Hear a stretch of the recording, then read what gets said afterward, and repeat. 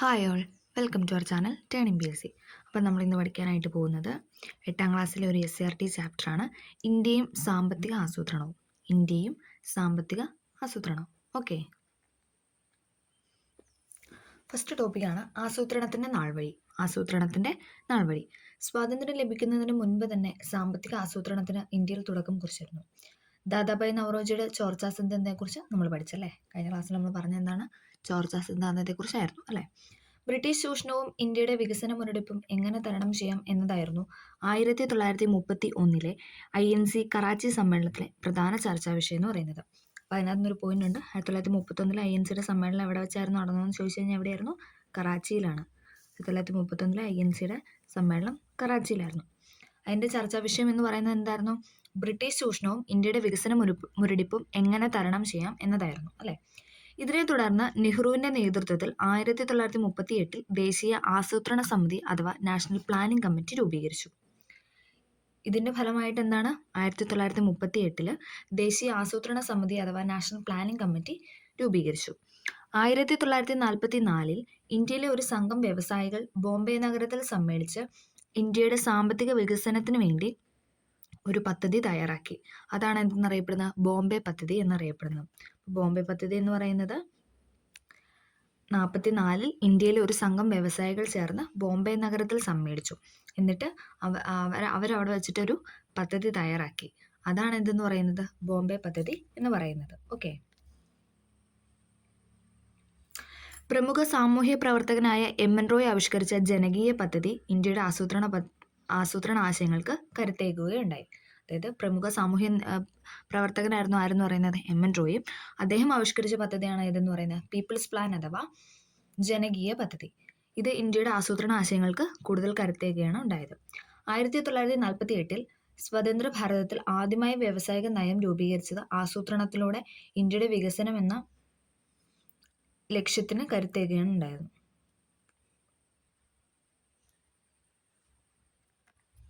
ഇന്ത്യയുടെ സാമ്പത്തിക ആസൂത്രണത്തിന് വ്യക്തമായ മാർഗനിർദ്ദേശങ്ങൾ നൽകിയ വിശ്വേശ്വരയ്യ ഇന്ത്യൻ ആസൂത്രണത്തിന് പിതാവ് എന്നാണ് അറിയപ്പെടുന്നത്. അപ്പം വിശ്വേശ്വരയ്യ എന്ന് പറയുന്നത് ഇന്ത്യൻ ആസൂത്രണത്തിൻ്റെ പിതാവ് എന്നാണ് അറിയപ്പെടുന്നത്. നമ്മൾ പറഞ്ഞ 3 പോയിന്റ് ഉണ്ട്. ബോംബെ പദ്ധതി ആരാണ് ആവിഷ്കരിച്ചത്? 1944 ഇന്ത്യയിലെ ഒരു സംഘം വ്യവസായികൾ ചേർന്ന് ബോംബെ നഗരത്തിൽ സമ്മേളിച്ച് ഇന്ത്യയുടെ സാമ്പത്തിക വികസനത്തിന് വേണ്ടി ഒരു പദ്ധതി തയ്യാറാക്കി. അതാണ് ബോംബെ പദ്ധതി എന്ന് പറയുന്നത്. ഇനി പീപ്പിൾസ് പ്ലാൻ അഥവാ ജനകീയ പദ്ധതി ആവിഷ്കരിച്ച വ്യക്തിയാണ് MN റോയ് എന്ന് പറയുന്നത്.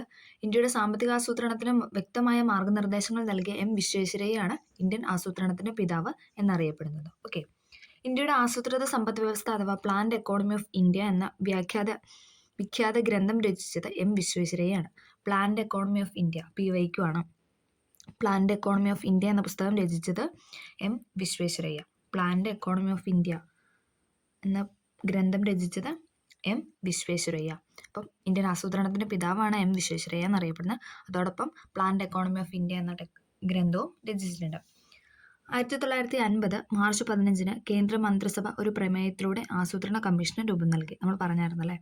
1950 മാർച്ച് 15 ആസൂത്രണ കമ്മീഷൻ നിലവിൽ വന്നത്. ഓക്കെ, ഇന്ത്യൻ സാമ്പത്തിക ആസൂത്രണത്തിന്റെ ലക്ഷ്യങ്ങളാണ് താഴെ കൊടുത്തിരിക്കുന്നത്. തുല്യത, വളർച്ച, ആധുനികവൽക്കരണം, സ്വാശ്രയത്വം. തുല്യത, വളർച്ച, ആധുനികവൽക്കരണം, സ്വാശ്രയത്വം, ഇതെല്ലാം എന്താണ്? ഇന്ത്യൻ സാമ്പത്തിക ആസൂത്രണത്തിന്റെ ലക്ഷ്യങ്ങളാണ്. ഓക്കെ, അപ്പോൾ നമ്മൾ ഫസ്റ്റ് നോക്കുന്നതാണ് വളർച്ച. രാജ്യത്തെ മൊത്തം സാധനങ്ങളുടെയും സേവനങ്ങളുടെയും ഉൽപ്പാദന വർധനമാണ് എന്തെന്ന് പറയുന്നത്? വളർച്ച എന്നതുകൊണ്ട് അർത്ഥമാക്കുന്നത്. രാജ്യത്തിൻ്റെ മൊത്തം സാധനങ്ങളുടെയും സേവനങ്ങളുടെയും ഉൽപ്പാദന വർധനമാണ് വളർച്ച അഥവാ ഗ്രോത്ത് എന്നതുകൊണ്ട് അർത്ഥമാക്കുന്നത്. സമ്പദ്ഘടനയിലെ പ്രാഥമികം, ദ്വിതീയം, തൃതീയം എന്നീ മേഖലകളെക്കുറിച്ച് നമുക്കറിയാം അല്ലേ? പ്രാഥമിക മേഖലയുണ്ട്, ദ്വിതീയ മേഖലയുണ്ട്, തൃതീയ മേഖലയുണ്ട്. ഈ മേഖലകളിലെ ഉൽപ്പാദന വർധനവിൻ്റെ അടിസ്ഥാനത്തിലാണ് വളർച്ച കണക്കാക്കുന്നത്. അതായത് ആ ഓരോ മേഖലയിലും ഉണ്ടാകുന്ന ഉൽപ്പാദനത്തിൻ്റെ വർധനവിൻ്റെ അടിസ്ഥാനത്തിലാണ് എന്തെന്ന് പറയുന്നത്? നമ്മൾ വളർച്ച അഥവാ ഗ്രോത്ത് കണക്കാക്കുന്നത്. കാർഷിക വ്യാവസായിക മേഖലകളുടെ ഉൽപ്പാദന വർധനവ്, ഗതാഗത വാർത്താവിനിമയ സൗകര്യങ്ങൾ, ആശുപത്രികൾ, ധനകാര്യ സ്ഥാപനങ്ങൾ, വിദ്യാഭ്യാസ സ്ഥാപനങ്ങൾ, കച്ചവട സ്ഥാപനങ്ങൾ, ഊർജ്ജ ഉൽപ്പാദനം, കയറ്റുമതി മുതലായവയുള്ള വർധനവ് തുടങ്ങിയവ ഇവയിൽ ഉൾപ്പെടുന്നു. രാജ്യത്തിൻ്റെ പുരോഗതിക്ക് സഹായകമായതുകൊണ്ടാണ് വളർച്ച ആസൂത്രണത്തിൻ്റെ ഒരു പ്രധാന ലക്ഷ്യമായി കൈക്കൊണ്ടിട്ടുള്ളത്. രാജ്യത്തിൻ്റെ പുരോഗതിക്ക് സഹായമായതുകൊണ്ടാണ് എന്തെന്ന് പറയുന്നത്? വളർച്ച എന്ന പോയിന്റ് ആസൂത്രണത്തിൻ്റെ ഒരു പ്രധാന ലക്ഷ്യമായിട്ട് കൈക്കൊണ്ടിട്ടുള്ളത്. ഓക്കെ, അടുത്തതാണ് ആധുനികവൽക്കരണം അഥവാ മോഡേണൈസേഷൻ. നമുക്ക് ഈ പിക്ചർ ഒന്ന് നോക്കാം. ആദ്യത്തേത് രണ്ട് കാളകൾ തമ്മിൽ അങ്ങനെ ഉഴുതു മറിക്കുന്ന ഒരു പിക്ചറും പിന്നെ ട്രാക്ടറുമായിട്ടുള്ളൊരു പിക്ചറല്ല നൽകിയിരിക്കുന്നത്. ചുവടെ നൽകിയ സൂചനകളുടെ അടിസ്ഥാനത്തിൽ ഒന്നാമത്തെ ചിത്രത്തിലെ കൃഷിരീതിയും രണ്ടാമത്തേതിലെ കൃഷിരീതിയും താരതമ്യം ചെയ്യുക. സമയലാഭം, യന്ത്രത്തിൻ്റെ ഉപയോഗം, അല്ലേ? ട്രാക്ടർ ഉപയോഗിക്കുമ്പോൾ പെട്ടെന്ന് നമുക്ക് എല്ലാ കാര്യങ്ങളും ചെയ്ത് എടുക്കാനായിട്ട് സാധിക്കുന്നു. അധ്വാന ഭാരത്തിൻ്റെ ലഘൂകരണം, ഇതൊക്കെയായിരുന്നു ഇതിനകത്ത് പറഞ്ഞത്. യന്ത്രങ്ങളും സാങ്കേതികവിദ്യയും വികാസം പ്രാപിച്ചത് ഉൽപ്പാദന വർധനവിനും മനുഷ്യ പ്രയത്നത്തിൻ്റെ ലഘൂകരണത്തിനും കാരണമായി. യന്ത്രങ്ങളുടെ സാങ്കേതികവിദ്യയും വികാസം പ്രാപിച്ചത് ഉൽപ്പാദന വർധനവിനും മനുഷ്യ പ്രയത്നത്തിൻ്റെ ലഘൂകരണത്തിനും കാരണമായി. നൂതന സാങ്കേതികവിദ്യ ഉപയോഗപ്പെടുത്തലാണ് ആധുനികവൽക്കരണം അഥവാ മോഡേണൈസേഷൻ എന്നതുകൊണ്ട് ഉദ്ദേശിക്കുന്നത്. നൂതന സാങ്കേതികവിദ്യ ഉപയോഗപ്പെടുത്തലാണ് എന്തെന്ന് പറയുന്നത് ആധുനികവൽക്കരണം അഥവാ മോഡേണൈസേഷൻ എന്ന് പറയുന്നത്. ഓക്കെ. ആധുനികവൽക്കരണം ചരക്ക് നീക്കവും യാത്രയും വേഗത്തിലാക്കി. ആധുനികവൽക്കരണം അതായത് മോഡേണൈസേഷൻ കൊണ്ട് എന്താണ് സംഭവിച്ചത്? ചരക്ക് നീക്കവും യാത്രയും വേഗത്തിലാക്കി. ഇത് സമയലാഭവും അതിലൂടെ സാമ്പത്തിക നേട്ടവും ഉണ്ടാക്കി. ആധുനിക വാർത്താവിനിമയ സൗകര്യങ്ങൾ ജീവിത നിലവാരവും സുരക്ഷിതത്വവും വർദ്ധിക്കുന്നതിനും ഗവൺമെന്റിന്റെ സേവനങ്ങൾ വളരെ പെട്ടെന്ന് തന്നെ ജനങ്ങളിലേക്ക് എത്തിക്കുന്നതിനും ഉപകരിച്ചു. ആധുനിക വാർത്താവിനിമയ സൗകര്യങ്ങളും ജീവിത നിലവാരവും സുരക്ഷിതത്വവും വർദ്ധിക്കുന്നതിനും ഗവൺമെന്റിന്റെ സേവനങ്ങൾ വളരെ പെട്ടെന്ന് തന്നെ ജനങ്ങളിലേക്ക് എത്തിക്കുന്നത് ഉപകരിച്ചു. ആധുനികവൽക്കരണം നൂതന സാങ്കേതികവിദ്യയുടെ പ്രയോജനപ്പെടുത്തൽ മാത്രമല്ല, സമൂഹത്തിന്റെ കാഴ്ചപ്പാടിലുള്ള മാറ്റം കൂടിയാണ്. സ്ത്രീകളുടെ അവകാശ സംരക്ഷണം, സാമൂഹ്യ സുരക്ഷിതത്വം, പുതിയ സാമൂഹിക മാറ്റങ്ങൾ തുടങ്ങിയവയും ആധുനികവൽക്കരണത്തിന്റെ ഭാഗം തന്നെയാണ്. സ്ത്രീകളുടെ അവകാശ സംരക്ഷണം, സാമൂഹ്യ സുരക്ഷിതത്വം, പുതിയ സാമൂഹിക മാറ്റങ്ങൾ തുടങ്ങിയവ എന്താണ്? ആധുനികവൽക്കരണത്തിന്റെ പാർട്ട് തന്നെയാണ്. ഓക്കെ. അടുത്തതാണ് സ്വാശ്രയത്വം അഥവാ സെൽഫ് റിലയൻസ്. നിങ്ങളുടെ വീട്ടിൽ അടുക്കളത്തോട്ടമുണ്ടോ? ചെറിയ തോതിലെങ്കിലും കൃഷി ചെയ്യുന്നവർക്ക് പച്ചക്കറിയുടെ കാര്യത്തിൽ മറ്റുള്ളവരെ കൂടുതലായി ആശ്രയിക്കേണ്ടി വരുന്നില്ല. സാമ്പത്തിക ലാഭവും മനുഷ്യ വിഭവശേഷിയുടെ പ്രയോജനപ്പെടുത്തലും ഇതിലൂടെ സാധ്യമാകുന്നു. സ്വാതന്ത്ര്യം ലഭിക്കുമ്പോൾ നമ്മുടെ രാജ്യത്തിന് ഭക്ഷ്യധാന്യ ഉൽപ്പാദനത്തിന്റെ അവസ്ഥ നമുക്കറിയാലേ, വളരെ പരിതാപകരമായിരുന്നു. നമ്മൾ പഠിച്ചായിരുന്നല്ലേ. ഭക്ഷ്യധാന്യങ്ങൾക്കായുള്ള വിദേശ ആശ്രയത്വം കൂടുതൽ ദാരിദ്ര്യത്തിന് കാരണമായി. ലഭ്യമായ വിഭവങ്ങൾ ഉപയോഗിച്ച് ഇന്ത്യയുടെ മാനവശേഷി പ്രയോജനപ്പെടുത്തി കൃഷിയിലും വ്യവസായത്തിലും സേവന മേഖലയിലും സ്വയം പര്യാപ്തത നേടാനും വിദേശ ആശ്രയത്വം, അത് നമ്മൾ പറഞ്ഞായിരുന്നല്ലേ, വിദേശ ആശ്രയത്വം ഇല്ലാതാക്കാനുമാണ് സ്വാശ്രയത്വം ലക്ഷ്യമിടുന്നത്. അടിസ്ഥാന വ്യവസായങ്ങൾ, ഊർജ്ജ ഉൽപ്പാദനം എന്നിവയിലെ സ്വയം പര്യാപ്തത രാജ്യത്തെ സാമ്പത്തിക വളർച്ചയ്ക്കും സഹായകമായി. ഇന്ത്യയിലെ എല്ലാ പൗരന്മാർക്കും അടിസ്ഥാന ആവശ്യങ്ങളായ ആഹാരം, വസ്ത്രം, പാർപ്പിടം, വിദ്യാഭ്യാസം, കുടിവെള്ളം, ആരോഗ്യരക്ഷ തുടങ്ങിയവ നിറവേറുകയും സമ്പത്തിന്റെ നീതിപൂർവമായ വിതരണം സാധ്യമാവുകയും ചെയ്യുക എന്നതാണ് തുല്യത എന്നതുകൊണ്ട് ഉദ്ദേശിക്കുന്നത്. തുല്യത അഥവാ ഇക്വാളിറ്റി എന്നതുകൊണ്ട് ഉദ്ദേശിക്കുന്നത് ഇന്ത്യയിലെ എല്ലാ പൗരന്മാർക്കും അടിസ്ഥാന ആവശ്യങ്ങളായ ആഹാരം, വസ്ത്രം, പാർപ്പിടം, എഡ്യൂക്കേഷൻ അഥവാ വിദ്യാഭ്യാസം, കുടിവെള്ളം, ആരോഗ്യരക്ഷ തുടങ്ങിയവ നിറവേറുകയും സമ്പത്തിന്റെ നീതിപൂർവമായ വിതരണം സാധ്യമാവുകയും ചെയ്യുക എന്നതാണ് ഇക്വാളിറ്റി എന്നതുകൊണ്ട് ലക്ഷ്യം വയ്ക്കുന്നത്. വളർച്ചയും ആധുനികവൽക്കരണവും സ്വാശ്രയത്വം പൂർണ്ണമായും ജനങ്ങൾക്ക് പ്രയോജനപ്പെടുത്തണമെങ്കിൽ തുല്യത ഉറപ്പാക്കേണ്ടത് അനിവാര്യമാണ്. വളർച്ചയും ആധുനികവൽക്കരണവും സ്വാശ്രയത്വവും പൂർണ്ണമായും ജനങ്ങൾക്ക് പ്രയോജനപ്പെടുത്തണമെങ്കിൽ തുല്യത ഉറപ്പാക്കേണ്ടത് അനിവാര്യമാണ്. അടുത്താണ് നമ്മൾ പഠിക്കാൻ പോകുന്ന മെയിൻ പോയിന്റ്, ആസൂത്രണ കമ്മീഷനും പഞ്ചവത്സര പദ്ധതികളും. Planning commission and 5 year plans. 1950 March 15 കേന്ദ്രമന്ത്രിസഭ ഒരു പ്രമേയത്തിലൂടെ ആസൂത്രണ കമ്മീഷന് രൂപം നൽകിയത്. ആ ഡേറ്റ് വളരെ ഇമ്പോർട്ടൻ്റ് ആണ്. 1950 മാർച്ച് 15. 1950 മാർച്ച് 15 കേന്ദ്രമന്ത്രിസഭ ഒരു പ്രമേയത്തിലൂടെ ആസൂത്രണ കമ്മീഷന് രൂപം നൽകി. പ്രധാനമന്ത്രി അധ്യക്ഷനും ഒരു മുഴുവൻ സമയ ഉപാധ്യക്ഷനും കേന്ദ്ര ക്യാബിനറ്റ് നിയമിക്കുന്ന കമ്മീഷൻ അംഗങ്ങളും ചേരുന്ന സമിതിയായിരുന്നു ആസൂത്രണ കമ്മീഷൻ എന്ന് പറയുന്നത്.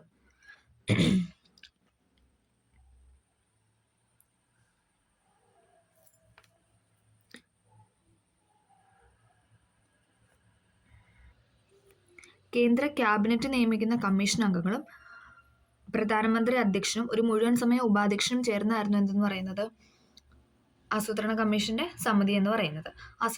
സോവിയറ്റ് യൂണിയനിൽ നടപ്പാക്കിയ ദേശീയ ആസൂത്രണത്തിന്റെ മാതൃകയാണ് ഇന്ത്യ സ്വീകരിച്ചത്. നമ്മൾ പറഞ്ഞായിരുന്നല്ലേ, നമ്മൾ ആസൂത്രണ കമ്മീഷൻ എന്ന ആശയം കടമെടുത്തിരിക്കുന്ന എവിടുന്നാണ്? USSR അഥവാ സോവിയറ്റ് യൂണിയൻ.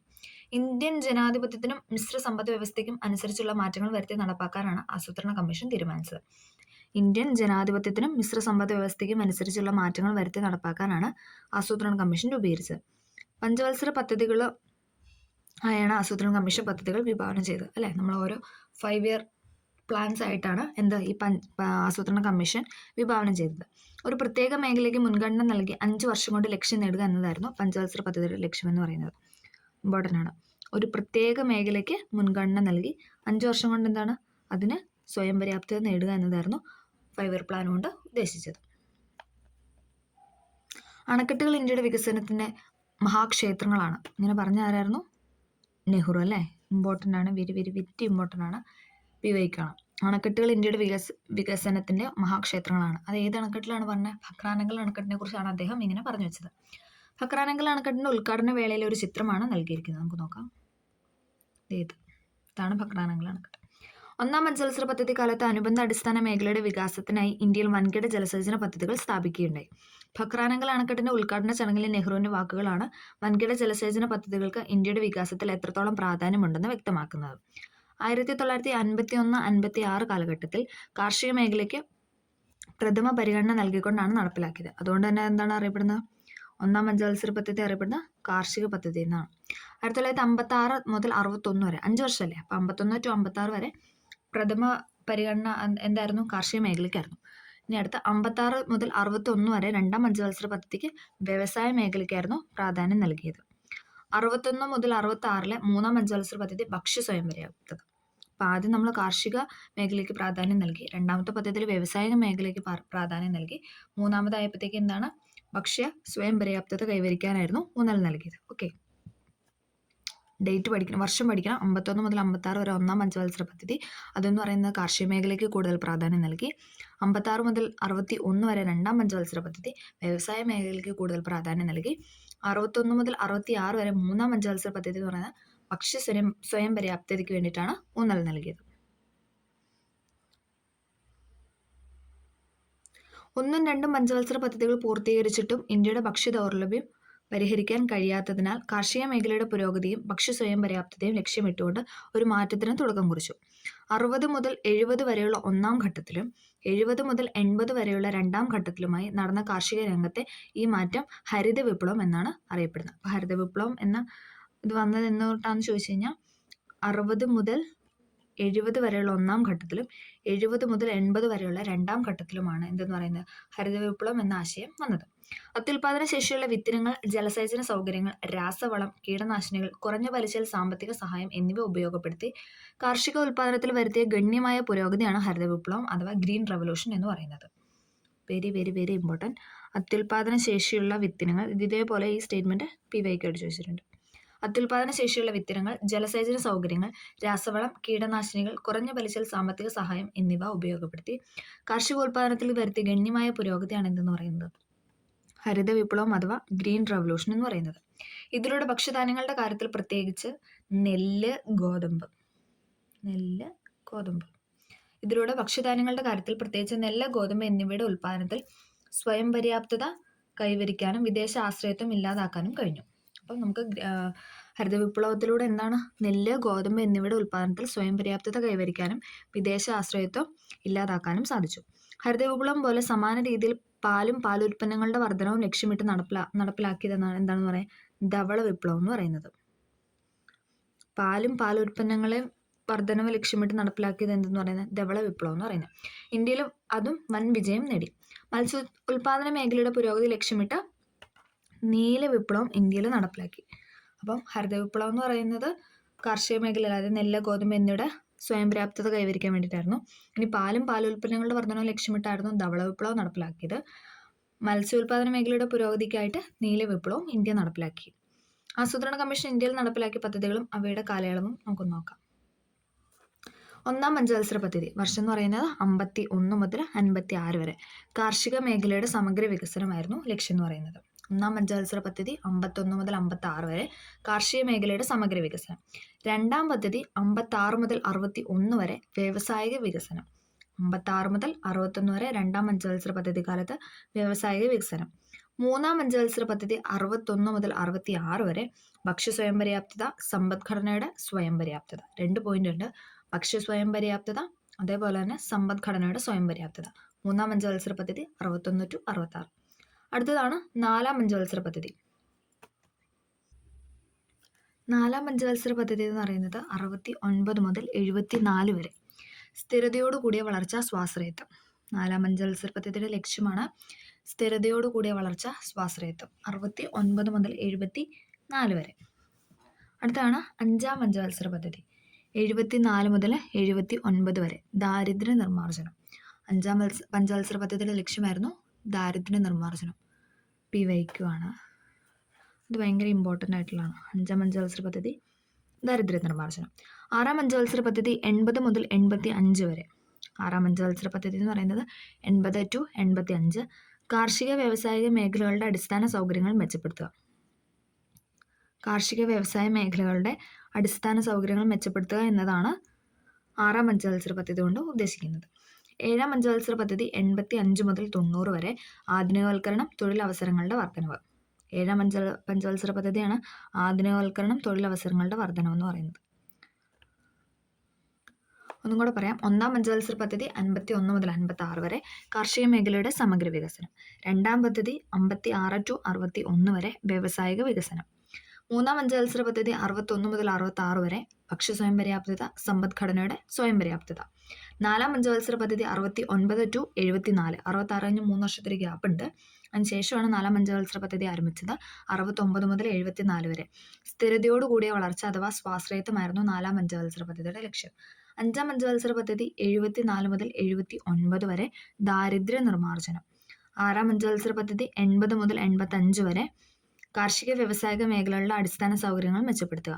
ഏഴാം പദ്ധതി 85 to 90. ആധുനികവൽക്കരണം, തൊഴിലവസരങ്ങളുടെ വർധനവ്. ഇനി എട്ടാം പദ്ധതിയാണ് 92 മുതൽ 97 വരെ. മാനവശേഷി വികസനം. 92 to 97 എട്ടാം പഞ്ചവത്സര പദ്ധതി. മാനവശേഷി വികസനം. ഇതും ചോദിച്ചിട്ടുണ്ട്. മാനവശേഷി വികസനം. ഒൻപതാം പഞ്ചവത്സര പദ്ധതിയാണ് 97 മുതൽ 2002 വരെ. ഗ്രാമീണ വികസനവും വികേന്ദ്രീകൃത ആസൂത്രണവും. ഇതും ചോദിച്ചിട്ടുണ്ട്. ഗ്രാമീണ വികസനവും വികേന്ദ്രീകൃത ആസൂത്രണവുമായിരുന്നു ഒൻപതാം പഞ്ചവത്സര പദ്ധതി 97 മുതൽ 2002. പത്താം പഞ്ചവത്സര പദ്ധതിയുടെ ലക്ഷ്യം മൂലധന നിക്ഷേപം വർദ്ധിപ്പിക്കുക. മൂലധന നിക്ഷേപം വർദ്ധിപ്പിക്കുക എന്നതാണ് പത്താം പഞ്ചവത്സര പദ്ധതിയുടെ ലക്ഷ്യം. 2002 മുതൽ 2007 വരെ. 11ാം പദ്ധതി എന്ന് പറയുന്നത് 2007 to 2012. മുഴുവൻ ജനവിഭാഗങ്ങളുടെയും സമഗ്ര വികസനം. 11ാം പദ്ധതി 2007 to 2012. മുഴുവൻ ജനവിഭാഗങ്ങളുടെയും സമഗ്ര വികസനം. 11 എന്ന് പറയുന്നത് സമഗ്ര വികസനവും 12 എന്ന് പറയുന്നത് സുസ്ഥിര വികസനമാണ്. മാറിപ്പോകാതെ പഠിക്കണം. 11 സമഗ്ര വികസനം. 12ാം പദ്ധതി കൊണ്ട് ഉദ്ദേശിക്കുന്നത് സുസ്ഥിര വികസനമാണ്. 2012 to 2017. എട്ടാം പദ്ധതി എന്ന് പറയുന്നത് മാനവശേഷി വികസനം. 9ാം പദ്ധതി ഗ്രാമീണ വികസനവും വികേന്ദ്രീകൃത ആസൂത്രണവും. 10ാം പദ്ധതി മൂലധന നിക്ഷേപം വർദ്ധിപ്പിക്കുക. 11 സമഗ്ര വികസനം. 12 സുസ്ഥിര വികസനം.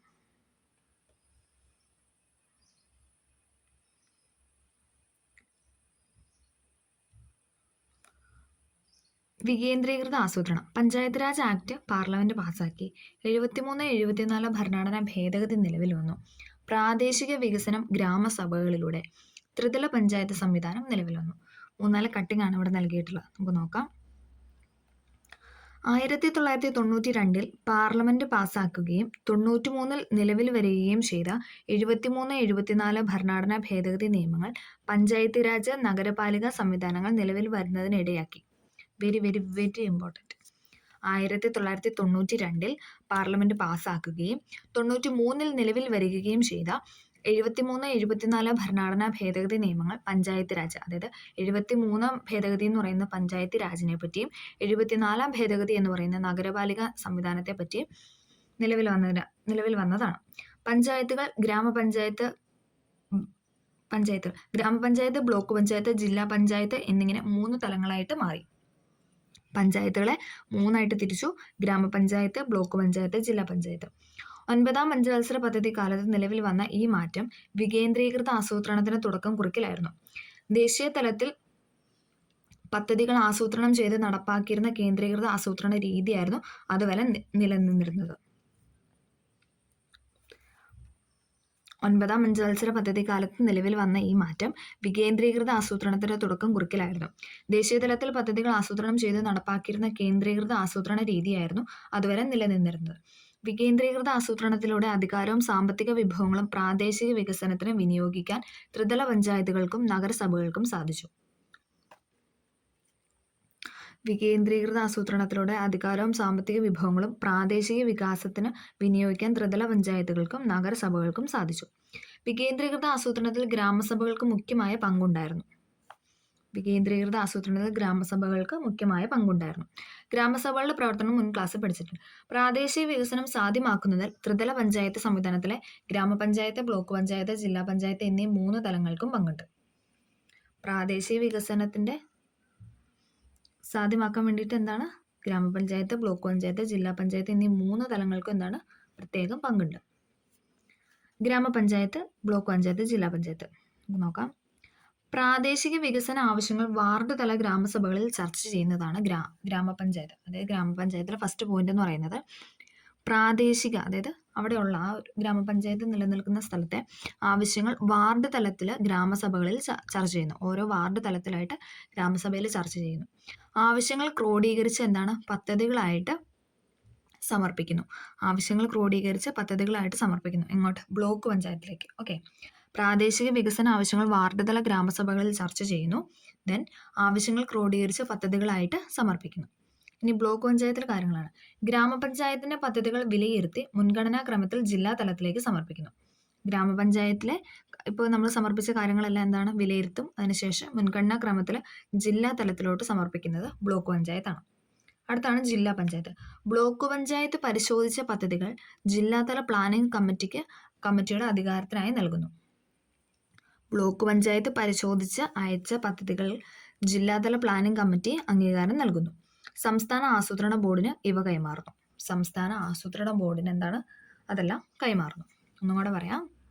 ഗ്രാമപഞ്ചായത്തിൽ എന്താണ്, പ്രാദേശിക വികസന ആവശ്യങ്ങൾ വാർഡ് തല ഗ്രാമസഭകളിൽ ചർച്ച ചെയ്യുന്നു. ആവശ്യങ്ങൾ ക്രോഡീകരിച്ച പദ്ധതികളായിട്ട് ബ്ലോക്ക് പഞ്ചായത്തിലോട്ട് സമർപ്പിക്കുന്നു. ഗ്രാമപഞ്ചായത്തിന്റെ പദ്ധതികൾ വിലയിരുത്തി മുൻഗണനാ ക്രമത്തിൽ ജില്ലാ തലത്തിലേക്ക് സമർപ്പിക്കുന്ന ബ്ലോക്ക് പഞ്ചായത്താണ്. ബ്ലോക്ക് പഞ്ചായത്ത് പരിശോധിച്ച പദ്ധതികൾക്ക് ജില്ലാതല പ്ലാനിംഗ് കമ്മിറ്റി അംഗീകാരം നൽകുന്നു. ദെൻ സംസ്ഥാന ആസൂത്രണ ബോർഡിന് ഇവ കൈമാറുന്നു. പുതിയ ചുവടുവയ്പ്പുകൾ. കേന്ദ്ര ഗവൺമെന്റ് ആസൂത്രണ കമ്മീഷന്റെ പ്രവർത്തനം അവസാനിപ്പിക്കുകയും നീതി ആയോഗ് എന്ന സംവിധാനം നിലവിൽ വരികയും ചെയ്തു. നമ്മൾ പറഞ്ഞല്ലേ 2017 നമ്മൾ അല്ലേ 12ാം പഞ്ചവത്സര പദ്ധതി കഴിഞ്ഞു എന്ന് പറഞ്ഞായിരുന്നു. അപ്പം കേന്ദ്ര ഗവൺമെന്റ് ആസൂത്രണ കമ്മീഷന്റെ പ്രവർത്തനം അവസാനിപ്പിക്കുകയും നീതി ആയോഗ് എന്ന സംവിധാനം നിലവിൽ വരികയും ചെയ്തു. 2015 ജനുവരി 1 നീതി ആയോഗ് നിലവിൽ വന്നത്. 2015 ജനുവരി 1 നീതി ആയോഗ് നിലവിൽ വന്നു. നീതി ആയോഗിന്റെ ഫുൾ ഫോമും ചോദിച്ചിട്ടുണ്ട്. National institution for transforming